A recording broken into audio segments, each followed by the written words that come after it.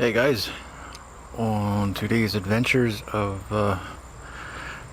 Project Next, thought maybe I'll start playing around with this thing here. I recently got this thing from a friend of mine. His father passed away and helped him clear out all the stuff, lifetime worth of stuff in parents' house and that kind of thing, and he didn't want this thing. I don't know if it works or not, but I thought, these things are pretty expensive. I did a little homework on them. I don't know that I'm going to use the cooling or the heating aspect of it, but I could certainly use a good cooler otherwise. So as long as it's pretty decently thermally insulated, it will be very beneficial. But I thought, this thing's been sitting for God only knows how long. It's dirty as anything, loaded with frickin' coal dust. This uses what's called a Peltier, a thermoelectric device. And well, you know what? I'm not going to try and fail at explaining what that is and how it works. I'm going to put a link in the description of somebody that already did it, good and proper. I can't do the animations and all that crap, and other people have already done it, so I'm not going to waste my time there. But for those of you that want to know what it is and how it works, well, I'm going to show you what it is because I'm going to take it apart. But yeah, for a more in-depth explanation, just look in the description.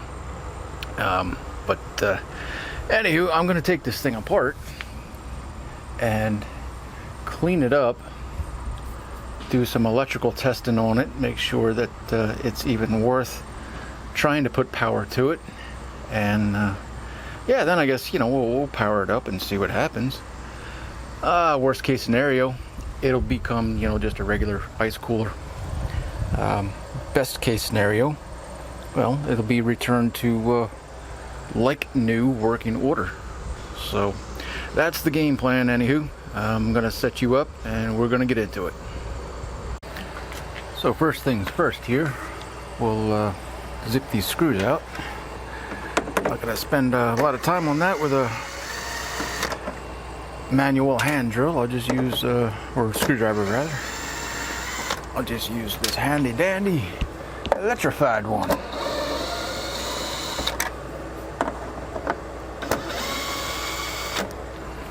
Something like, yeah.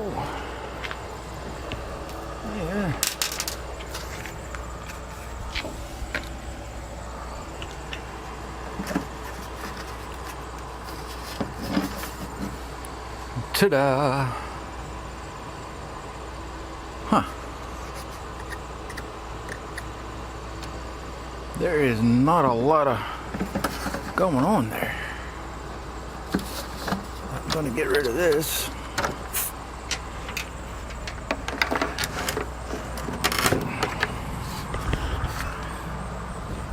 Set that to the side. Yeah, these things are pretty neat. Pretty basic. Like I said, just look in the description. One side will get hot, the other side will get cold. But if you want to know how they work, the science behind them, I'll show you. Somebody who already talks about it and did it good and proper. I am not sure how this comes apart exactly. This comes off somehow.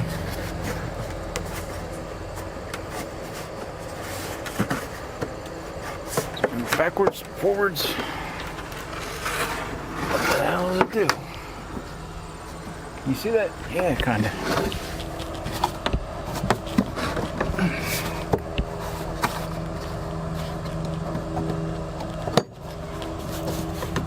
And how in the hell?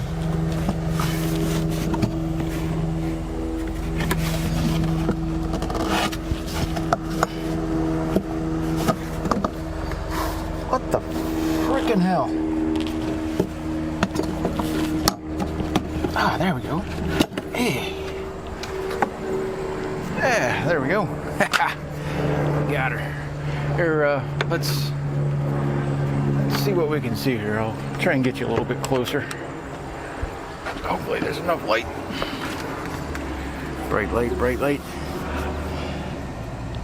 Yeah, just an aluminum heatsink on this side, aluminum heatsink on the other side, and the Peltier or Peltier, or however you pronounce that, the thermoelectric device, sandwiched in between the two. One side gets hot, the other side gets cold, until you reverse the polarity. Then the cold side becomes the hot side, and the hot side becomes the cold side. They're pretty neat what they are and what they do and how they work, but like I said, look in the description there. I'll find somebody that can learn you all about. I can't do the animation and all that crap, so yeah. All right. I think what I'm going to do here real quick, I'm going to test it electrically. Yeah, I'm going to put a little power to it.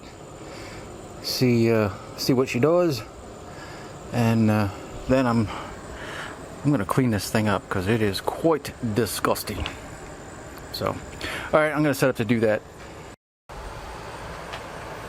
Alrighty, I think we're pretty much set up here to check this thing out. What I want to do here real quick is we're going to do an ohm test, I think, just to get an idea what we're going to get an idea. Won't necessarily know if the circuit's fully functional because I don't think these Peltier devices work that way. There's not, like I said, description, check it out. There's no physical connection between the P and the N junctions as far as I recall. I could be wrong because we're looking at, can you see this? Yeah, I think so. 4.5 ohms. So yeah, that's pretty much a short. But you know, that's if they're connected, the P and the N junctions, if they're connected, yeah, that would make sense. You know what? I think that's exactly what it should be. Yeah. The resistance will change with temperature. That makes sense. All right. It's all coming back to me now. Yeah. But, well, I mean, there's that. For power then, what I'm going to use, just an old PC power supply. If you got one, I mean, you got an old box that, the processor's too old, doesn't have enough RAM, all that jazz, and you're just going to chuck it. Well, save the power supply, at least. These work great. They come in extremely handy for, like a benchtop power supply. You won't find, I mean, aside from, I don't know, a 12-volt car battery, you're not going to find probably a better AC to DC converter. You know what I mean? These things are incredible the way they work. They're switch mode power supplies, but they give you about the best DC voltage that you're going to get. Anywho, I just recently discovered this thing. Panasonic, over here. Yes, I just recently discovered this. I found it by accident. I didn't even know they made this stuff.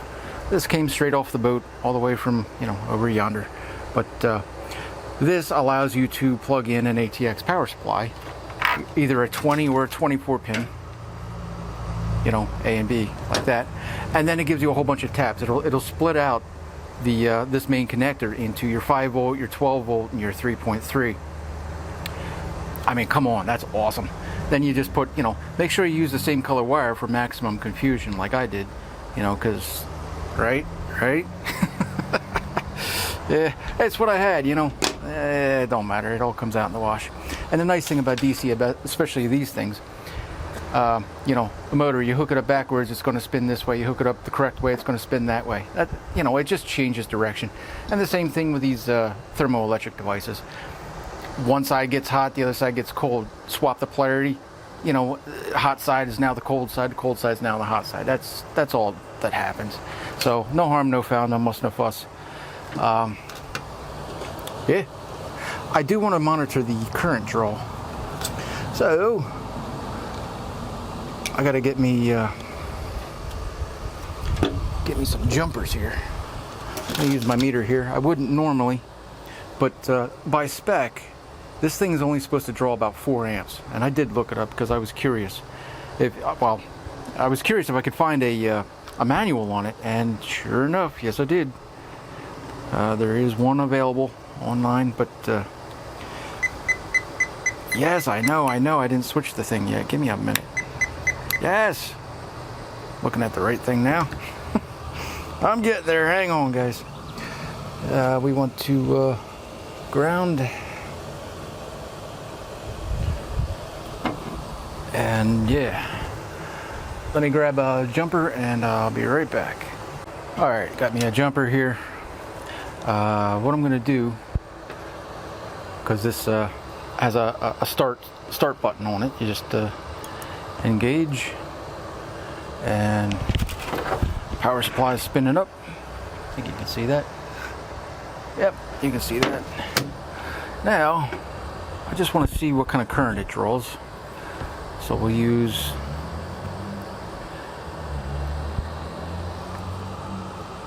this to this, and the fan. Yeah, it's drawing nothing. Tenths of a freaking amp, 2/10 of an amp. Can you see that? Is there a glare? Yeah, there's always a freaking glare.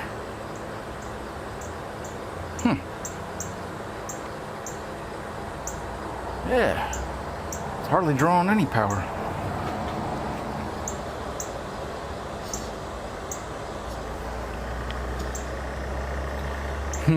It's getting colder.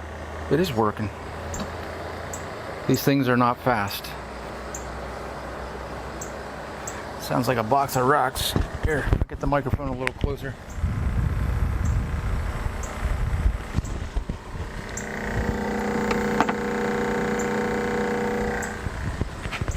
But hey, she's working. It's not hardly drawing any power though. It's supposed to draw a maximum of 4 amps, and this is way shy. Way shy of 4 amps. Alright, I'm gonna let this run for a little bit, see what we see, and let's check out the temperature. Can you see this? Yeah, probably not. Focus there. And 94, it's getting hotter. Oh, now it's getting colder. Whatever, it's not 93 out here. And of course it depends on you know, which reflective surface I shoot this thing at, but hopefully you can see that. Yeah, 95, whatever. Let's check the inside one.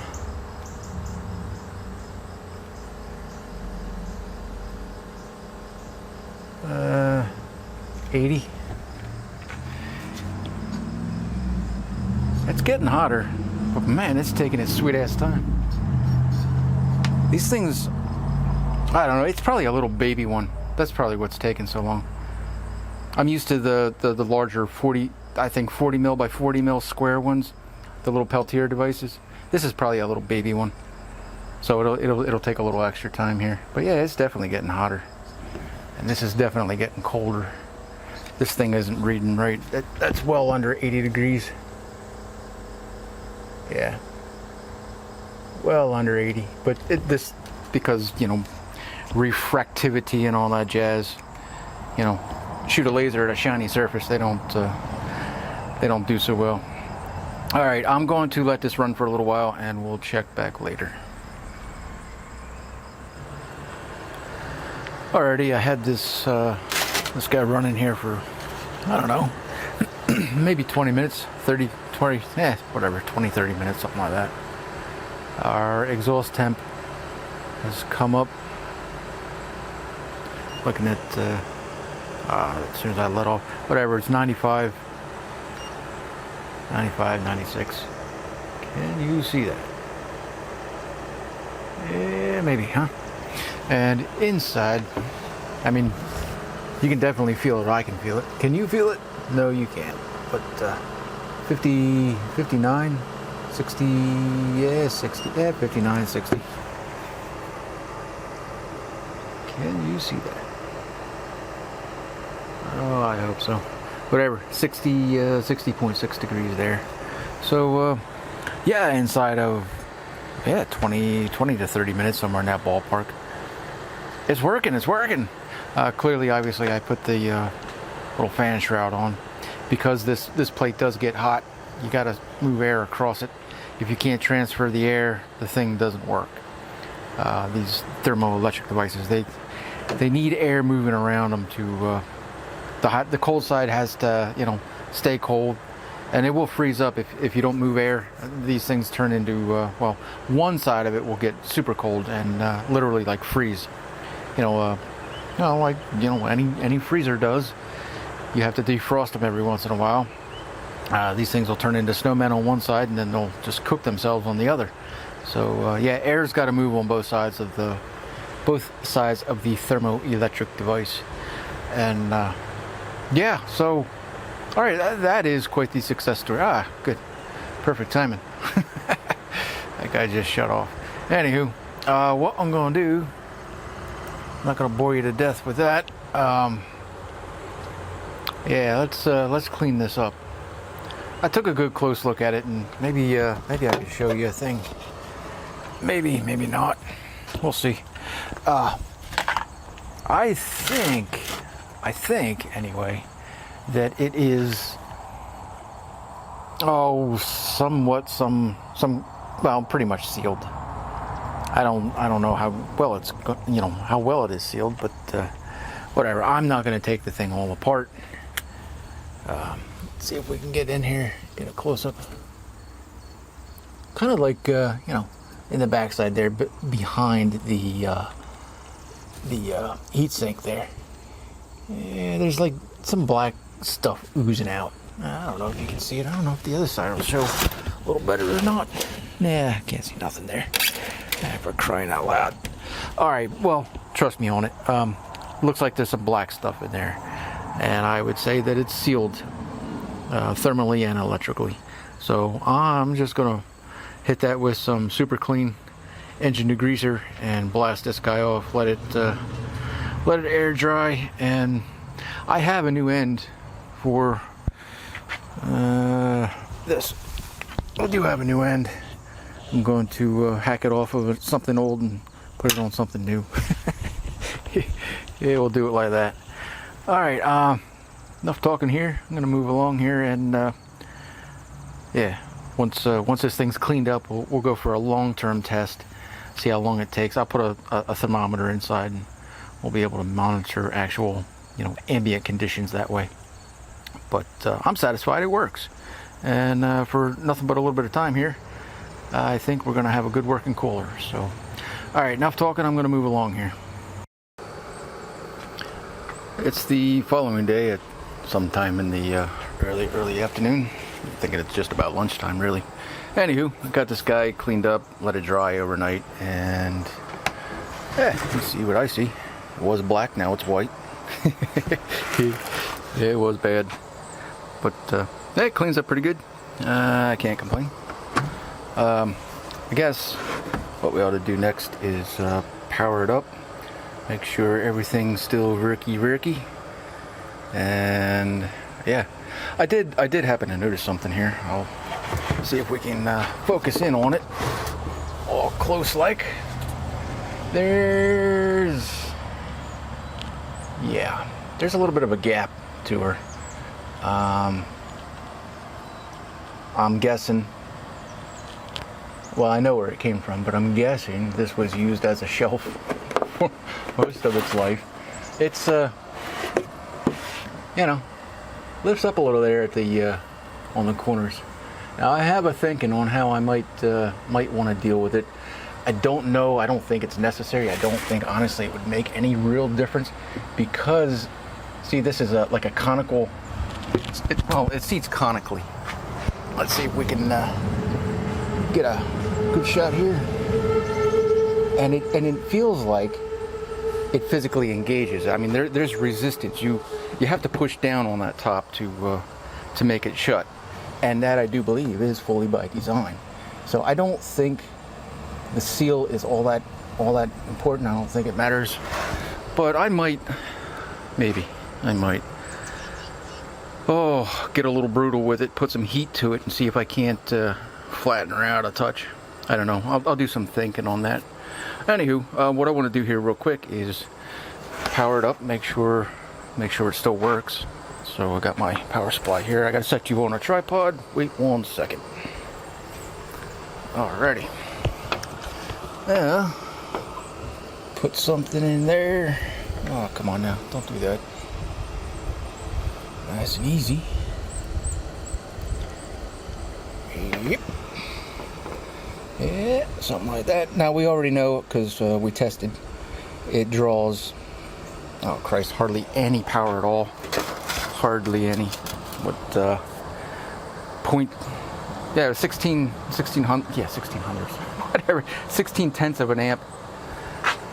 It was nothing. So I don't have the meter in line here, because hey, we already know what we needed to know. Fan's spinning. I guess you can see that. Can you see that? Yeah, I think so. Hope so. All right, so you know, that part still works. You know what?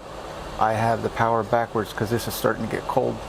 Like I said, it doesn't matter. You can run it, you know, correct polarity, reverse polarity, because it literally has a switch. Here, I'll show it. See, on the back of this thing, it's designed to do both heating and cooling with the flip of a switch. You know, one way, and that's all it does. It just reverses the polarity. One direction makes it cold, the other direction makes it hot. So, you know, it's already right there. Remember this end being all crappy. Can you see that? Maybe. I have a fix for that. I have another, oh, I don't know, piece of crap, I guess you'd call it, because that's what it is. It's a whatever, a power inverter that I quite destroyed a long time ago. Overloaded it. I was always, you know, going to tinker with it one of these days. Well, yeah, that day is today. I don't care, it's dead. What I need off of it, what I want from it, is that. And clearly I've already modified this one because I've got two, you know, alligator clip battery terminal jumpers on it. So all I want is the cord off of this thing, and that's what I'm going to take. So, you know what I'm going to do, I'm not going to bore you to death with any of this. And it's about time I try it with this camera. I've never done it before. I'm going to try and do a time lapse here, and I'm going to cut, solder, put this thing back together in record time, hopefully only 10 or 15 seconds. So let me figure out how to do a time lapse with this, and yeah, go really fast.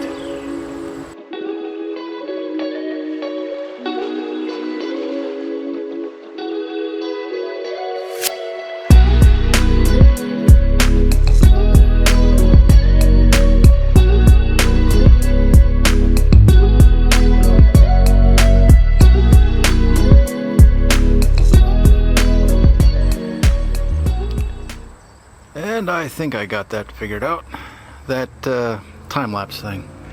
Man, I don't know. I had a brain for it. I just wasn't getting it until I finally got it. You can't just tell the thing to start. You got to tell it to start and how many pictures you want it to take. That's a little weird. I mean, why can't I just start it and stop it whenever, you know? Why do I got to tell it how many pictures to take?